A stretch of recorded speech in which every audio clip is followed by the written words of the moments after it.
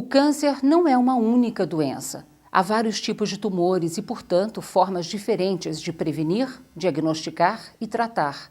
E nesse processo, com certeza, os recentes avanços em patologia molecular e genética têm desvendado um novo caminho, mais eficaz, para combater de forma dirigida doença específica. Vamos entender um pouco mais sobre este universo, esclarecer sobre terapia oral, avanços que auxiliam na promoção da qualidade de vida do paciente com câncer. Quanto mais os pesquisadores avançam no conhecimento da biologia da célula neoplásica, compreendem como ela se comporta e desvendam seu funcionamento metabólico, melhores as chances de descobrir terapia direcionada no câncer, a chamada terapia-alvo. O ideal para nós é que o paciente possa levar uma vida muito próxima do normal, do ponto de vista profissional, do ponto de vista social, do ponto de vista familiar. Esse é o nosso objetivo. No câncer, ocorre um descontrole na proliferação das células, e as células cancerosas multiplicam-se de maneira mais rápida do que as normais, e podem migrar para outras regiões, ou seja, se espalhar pelo organismo, o que se denomina de metástases. Cada tumor pode apresentar subtipos, e por isso os avanços são cada vez mais individualizados. Como se você me perguntasse qual é a perspectiva da chance de cura da infecção. Eu ia te perguntar, bom, nós estamos falando de infecção por vírus, bactéria, protozoário, é gripe, HIV. Então, da mesma forma que não faz sentido discutir a cura da infecção, não faz sentido discutir a cura do câncer. Então, existem avanços em determinados subtipos, por exemplo, em câncer de pulmão, há uma série de medicações novas que são específicas para pacientes que possuem determinadas alterações moleculares nos seus tumores. O avanço no procedimento de diagnóstico também se torna cada vez mais importante. Tanto detectar a doença em sua fase mais inicial, quanto saber exatamente detalhes de suas características. Ou seja, é preciso termos clareza de que também não há um único tratamento capaz de combater todos os tipos de câncer. Seria a mesma coisa que esperar que amanhã nós tivéssemos uma única droga que pudesse tratar pneumonia, meningite, AIDS, sarampo, micose, ou seja, isso é irreal. Uma série de fatores, como o envelhecimento da população e formas mais modernas para diagnosticar os tipos de câncer, só para citar alguns, indicam que a projeção do número de casos tende a aumentar. No mundo, a Organização Mundial da Saúde previu 12 milhões de casos novos de câncer e mais de 7 milhões de mortes pela doença no mundo. No Brasil, segundo dados do Instituto Nacional do Câncer, ligado ao Ministério da Saúde, a estimativa é de que tenhamos quase 500 mil de casos novos por ano. Hoje no Brasil, os principais tipos de câncer são, na mulher, o câncer de mama e o câncer do colo do útero, variando de importância em termos de incidência em diferentes regiões. Por exemplo, o câncer de mama é mais frequente na região sul-sudeste e o câncer do colo do útero é mais frequente na região norte-nordeste. E também o câncer de pulmão é muito frequente, é muito importante nas mulheres atualmente. No homem, o câncer de pulmão, o câncer coloretal e o câncer de próstata são os três mais importantes. É fundamental, portanto, detectar precocemente, assistir aos pacientes, capacitar profissionais e difundir medidas que possam ajudar a prevenir ocorrências, melhorar a adesão a tratamento e evitar complicações. O câncer congrega um conjunto de mais de 100 doenças, incluindo tumores malignos de diferentes localizações. Mas o que sabemos é que tem se tornado cada vez mais possível enfrentar essa enfermidade. Eu, em momento algum, achei que o câncer fosse me matar. Nunca passei por esse momento de, nunca. Primeiro tem um impacto mesmo, estou com câncer e a palavra inicial que todos os pacientes falam para mim que eles pensam é, vou morrer. Mas depois vem uma série de outros medos, até mesmo pelo desconhecimento, pela desinformação, porque hoje a gente sabe que receber um diagnóstico de câncer também significa cura, também significa qualidade de vida. Acho que essa é a grande boa notícia. Hoje a perspectiva realmente é diferente. Câncer não é sinônimo de fim, ainda que o impacto continue sendo grande e que a doença suscite muitas dúvidas. O paciente, na verdade, ele fica como assim, o paciente que está enfrentando um câncer, ele acaba se sentindo bastante inseguro. Então, as perguntas, elas variam muito, né? Elas vão desde de perguntas de o que vai acontecer com a minha vida daqui para frente, ou mesmo, será que eu vou poder trabalhar? Ou será que é melhor eu me afastar do trabalho? Ou quanto tempo de vida eu tenho? Ou como é que eu posso me preparar da melhor forma para enfrentar esse tratamento? Será que eu tenho que mudar minha alimentação? Posso fazer exercício físico ou não? Como é que eu faço para cuidar do meu emocional? Essas são as perguntas mais frequentes. A primeira vez eu aceitei assim de boa, porque eu não sabia. Era coisa nova para mim. Mas a segunda vez era mais difícil aceitar e como ia ser tudo. Outra pergunta frequente diz respeito aos avanços no tratamento. Se realmente são muito significativos. Na verdade, o tratamento do câncer, você tem dois aspectos importantes a considerar. Um é a possibilidade de curar, quando isso é possível. E essa possibilidade tem aumentado. E outro é obter melhoria da qualidade de vida, ainda que você não possa curar. Você pode prolongar a vida com melhor qualidade. Isso, ou os tratamentos mais recentes, os avanços mais recentes, tanto em cirurgia, como radioterapia, quanto em quimioterapia, têm permitido uma melhora nesses resultados. E olha, às vezes é completamente normal.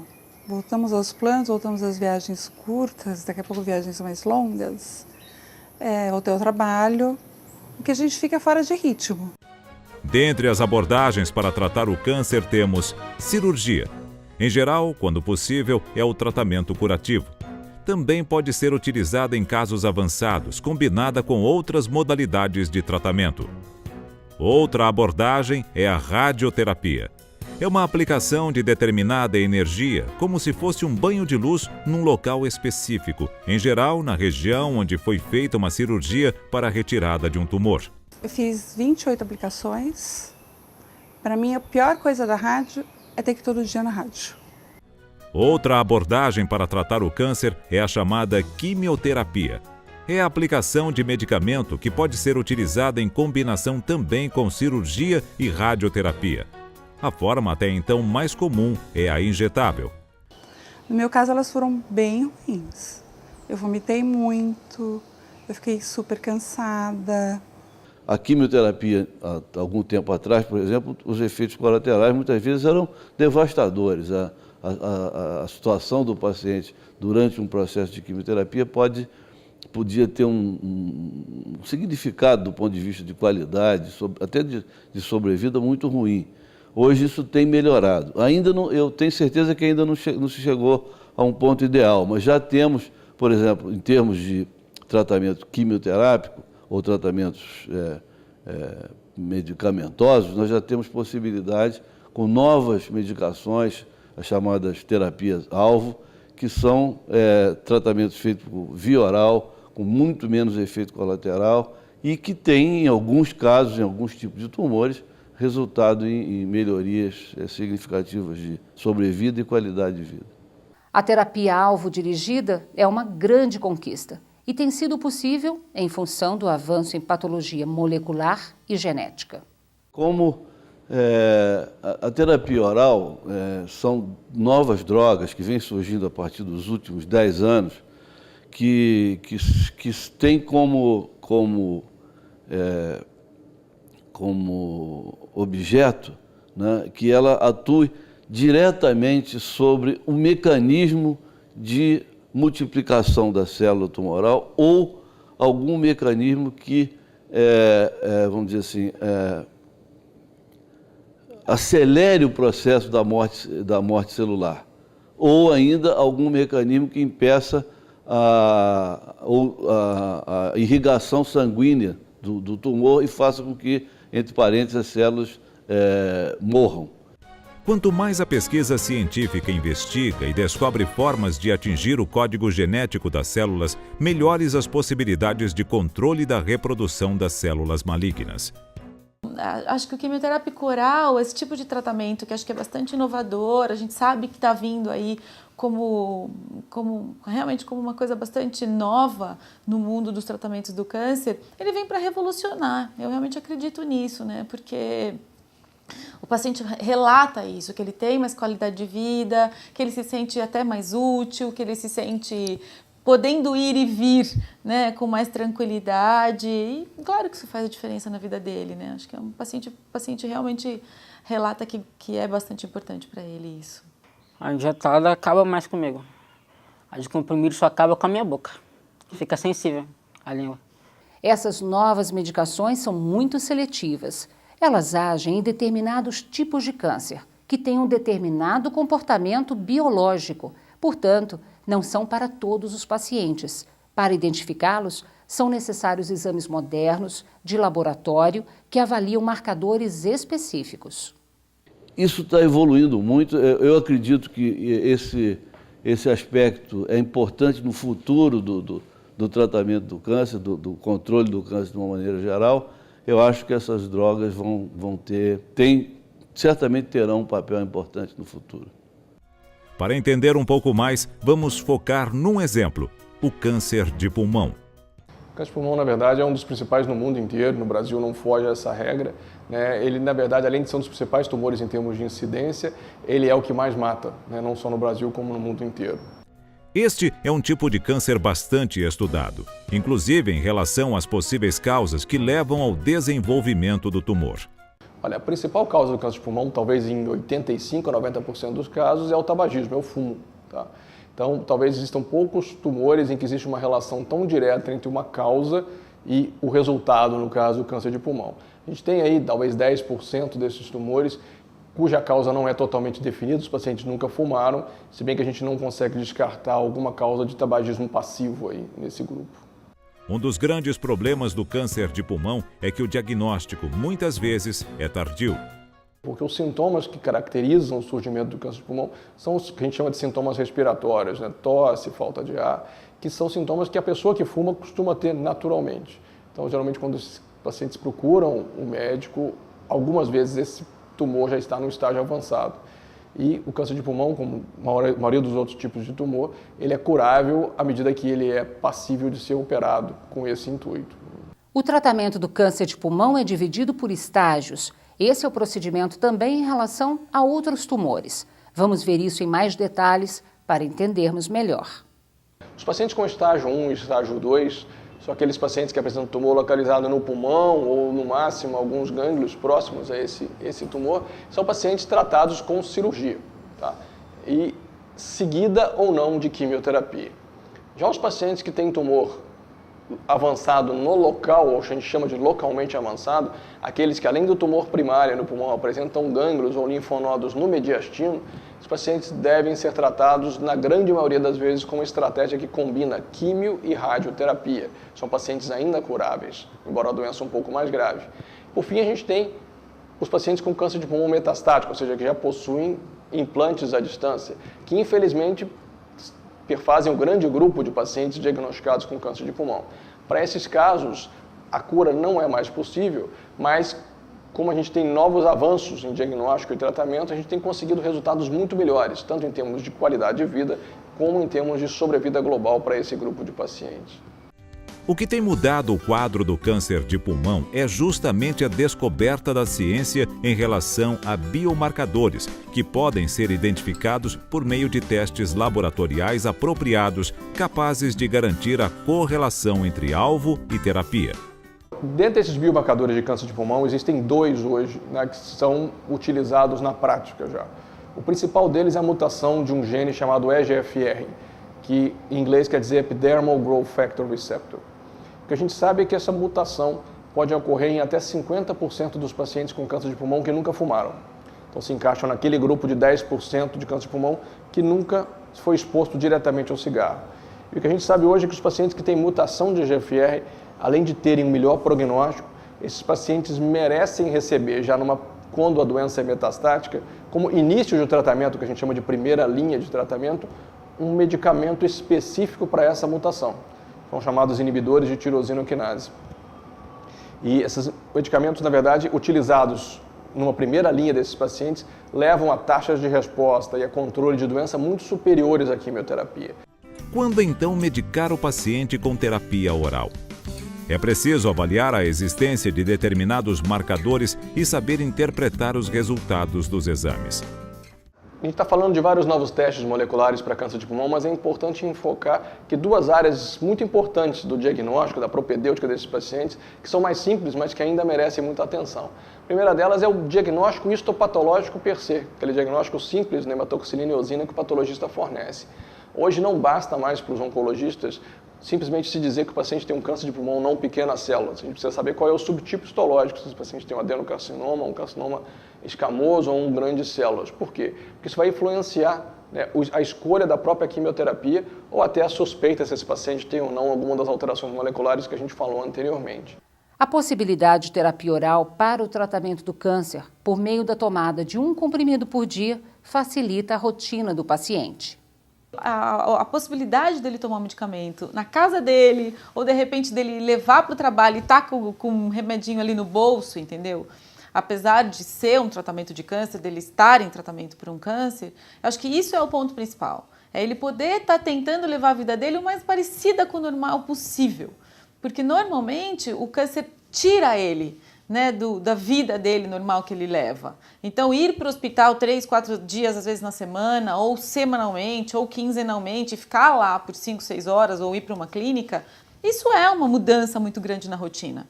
Eu acho que essa questão dele poder levar a vida o mais normal possível, e aí, de repente, poder, né, lidar melhor com possíveis efeitos colaterais, se ele conseguir fazer exercício físico, se ele conseguir né, encontrar amigos e tentar ter uma vida aí mais... Realmente, eu acho que o ponto principal é ele poder levar uma vida o mais normal possível.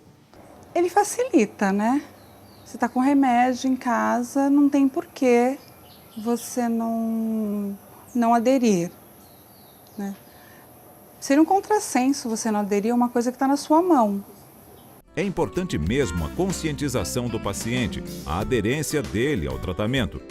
Evidentemente, os pacientes aderem mais ao tratamento à medida em que eles percebem que o tratamento é eficaz e à medida em que o tratamento não os faz sofrer muito, não os incomoda. Então, quando nós temos uma equação favorável, ou seja, controle da doença, controle dos sintomas induzidos pela doença e, ao mesmo tempo, não introduzindo problemas sérios, nós temos boa qualidade de vida e boa adesão ao tratamento. Você imagina que o contrário é evidentemente também verdadeiro. Se você tem um tratamento pouco ou nada eficaz e que introduz muitos problemas, evidentemente a adesão é baixa. Muitas vezes pode ser necessário um apoio psicológico para o paciente e sua família.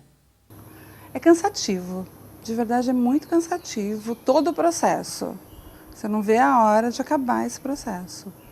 Mas esses apoios foram essenciais para você não surtar, ficar desesperado, essas coisas. O acompanhamento psicológico vai poder orientar esse paciente para que ele passe por esse momento da vida dele de uma forma menos dolorida, de uma forma até que ele possa, de repente, poder dizer que ele passou por tudo isso e dá para respirar, e deu para virar a página da vida, deu para aprender e deu para realmente superar essa fase do tratamento do câncer. O tratamento do paciente oncológico é complexo. Deve realmente envolver diversos profissionais: oncologistas, enfermeiros, nutricionistas, dentistas, psicólogos, entre outros. O emprego de uma equipe multidisciplinar voltada para as necessidades do paciente seguramente melhora muito a qualidade de vida, seguramente dá mais segurança ao paciente e, em última análise, melhora o resultado do tratamento. Essa relação do médico, ela tem que ser de confiança. Aquela brincadeirinha, faça tudo que o seu médico mandar, tem que ser mesmo. Mas tem que ser uma relação de confiança. E que a gente passa por ela assim, demora um pouquinho, mas passa. E é bom você olhar para trás e ver que passou. Isso é muito bom. O tratamento, em geral, pode ser longo, daí é fundamental para o paciente ter o apoio também da família, dos colegas de trabalho, dos amigos. O papel da família é fundamental. né? Assim, cada vez mais eu escuto dos meus pacientes e pacientes que têm um suporte familiar presente, ativo, participativo, eles realmente enfrentam, eles passam por esse momento do câncer de uma forma muito mais tranquila, menos dolorida, né? Existe todo um mito ao redor do câncer de que o câncer é uma doença solitária, que o paciente que recebe o diagnóstico de câncer, ele acaba ficando muito sozinho. Então é sozinho com os medos dele, é sozinho com as dores dele. Então é claro que quanto mais o marido, ou a esposa, ou os filhos, ou assim, de uma certa forma, né, toda o que a gente chama até de família social, todo mundo que puder estar ao redor dele e puder participar, ajudar, faz toda a diferença. O apoio da família é essencial, extremamente importante, e eu tive isso de sobra. O combate ao câncer depende de muitas atitudes, requer a adoção de medidas de controle. Quando eu uso a palavra controle do câncer, é justamente para poder abranger todos os aspectos do problema, desde a prevenção primária, e eu chamo de prevenção primária, por exemplo, a questão do tabagismo, que é você evitar o aparecimento da doença, a prevenção secundária, que é, por exemplo, o caso do câncer do colo do útero, o exame Papa Nicolau, ele detecta um vírus que é possível causa do câncer do colo do útero, até o tratamento cirúrgico, clínico, radioterápico e até os cuidados paliativos. Então, o controle de câncer é uma política global. Vale lembrar algumas dicas úteis. Adote medidas preventivas, não fume. Faça exames regulares na mama, colo do útero e próstata. Faça exercícios. Evite o estresse excessivo. Diante de dores, manchas, sinais diferentes ou suspeitas, recorra logo ao médico. A gente tem medidas muito simples. A prática de exercício físico, por exemplo, sobretudo entre as mulheres, leva a uma redução do risco de câncer de mama, porque a gente sabe que obesidade, sedentarismo também podem levar a aumento de risco. Então, a pequena mudança de alguns hábitos, prática regular de exercícios físicos, não fumar, já levam a uma redução importante do risco de algumas das doenças mais comuns. Recomenda-se ainda a adoção de uma alimentação saudável. O consumo de frutas, legumes, carnes magras, aves e peixes, evitando frituras, gorduras e excesso de bebida alcoólica. Quando houver possibilidade de prevenção, é o ideal que seja feito. No caso do câncer, uma prevenção primária, uma mudança no estilo de vida, uma mudança de alimentação, é possível, a Organização Mundial de Saúde afirma isso, é possível prevenir em torno de 30% até 40% dos cânceres, com mudanças muito importantes nesses campos que eu mencionei. São muitos os desafios ainda a enfrentar no universo do câncer no Brasil. Nesse processo, deve haver um envolvimento de todos, das ONGs que acolhem os pacientes e familiares, de cada cidadão adotando medidas preventivas, dos gestores das instituições privadas e públicas. O grande desafio do gestor é organizar o sistema de tal maneira que ele garanta ao paciente o acesso o mais rápido possível entre o diagnóstico e o início do tratamento. Esse período é que vai determinar o resultado. Quer dizer, se o período entre o diagnóstico e o início do tratamento for muito prolongado, a tendência é que o resultado seja pior. O outro desafio importante é conseguir compreender cada vez mais os mecanismos moleculares dos diferentes tipos de tumores e tentar desenvolver formas de tratamento que consertem esses defeitos que essas células produzem e que as levam a perder o controle de proliferação. Além dos hospitais e clínicas privadas, o Sistema Único de Saúde, o SUS, também atende todas as modalidades de tratamento, como cirurgia, quimioterapia, radioterapia e, inclusive, cuidados paliativos e reabilitação. E quem tiver dúvidas em relação à cobertura de tratamento por planos de saúde, pode consultar a Agência Nacional de Saúde Suplementar. Em relação ao tratamento, a gente tem que ir à luta mesmo, tem que brigar mesmo, porque nós brasileiros não temos conhecimento dos nossos direitos. O fato é que o enfrentamento do câncer é um aprendizado diário que requer persistência, conhecimento e perseverança. Eu acho muito bonito esse lado dele, porque é um lado positivo que ele tem para dar continuidade ao tratamento e a vida dele, que realmente ele é um guerreiro, um super guerreiro.